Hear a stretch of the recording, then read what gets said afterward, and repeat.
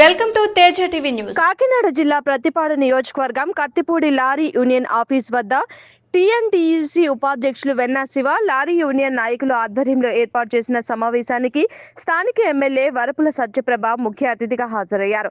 Green tax రద్దుపై కూటమి ప్రభుత్వానికి కృతజ్ఞతలు తెలిపారు.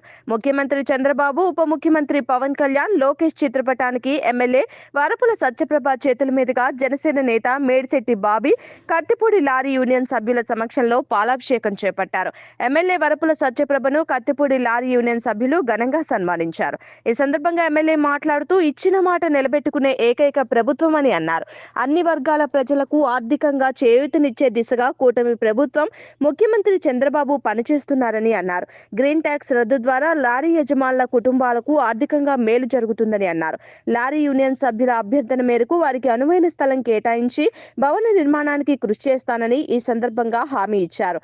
ఈ కార్యక్రమంలో జిల్లా యూనియన్ అధ్యక్షులు దుగ్గిన రాజబాబు, కత్తిపూడి యూనియన్ అధ్యక్షులు గౌతు కన్నారావు, కార్యదర్శి గౌతు అర్జబాబు, గౌరవ అధ్యక్షులు గౌతు నాగు, శెట్టి అశోక్, కూటమి నేతలు యాలా జగదీష్, బద్ది రామారావు, గాబు కృష్ణమూర్తి, కీర్తి సుభాష్లు, కూటమి నేతలు తదితరులు హాజరయ్యారు.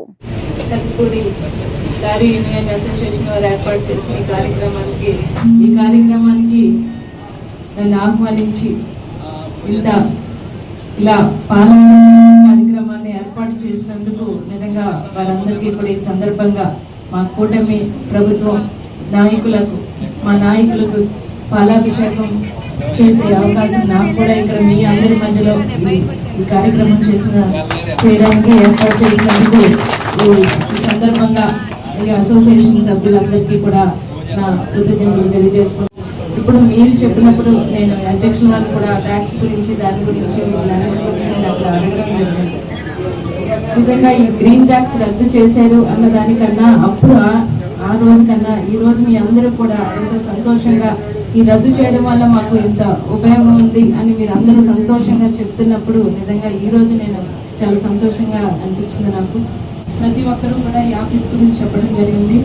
ఈ పార్కింగ్ గురించి అయితే ఒకసారి వీళ్ళందరూ కూడా నా దగ్గరికి రావడం జరిగింది. నేషనల్ హైవే వాళ్ళు ఇబ్బంది పెడుతున్నారని. అప్పుడు కొన్ని రోజులు ఇలా కొంచెం ఇబ్బంది పెట్టకుండా ఉండదని నేను హైవే వాళ్ళతో కూడా మాట్లాడడం జరిగింది. ఆ తర్వాత పక్కాగా ఖచ్చితంగా ఆఫీస్ అన్నది మీకు అందరికీ మీ అందరి సహకారంతో ఏర్పాటు చేయడం జరుగుతుందని ఈ సందర్భంగా మీ అందరికీ తెలియజేసుకుంటున్నాను.